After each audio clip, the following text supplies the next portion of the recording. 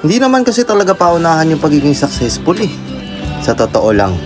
Gets ka naman, alam ko naman minsan tayo, nakikita natin yung mga nakasabayan natin, yung mga kasama natin noon na sila medyo okay na yung buhay.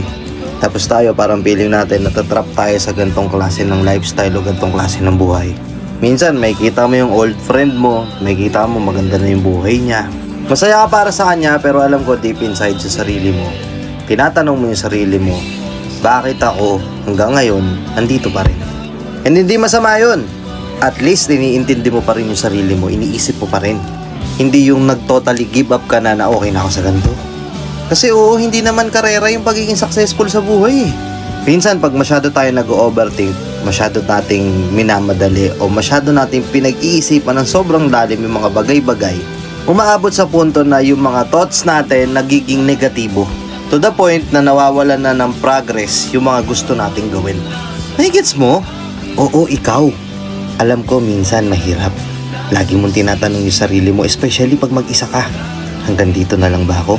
Pero lagi mong sasabihin sa sarili mo na hindi hanggang dito natatapos yung pangarap ko sa buhay ko. Lagi mong sasabihin sa sarili mo na dadating din yung time na ikaw naman. Ay naniniwala ako mangyayari yun.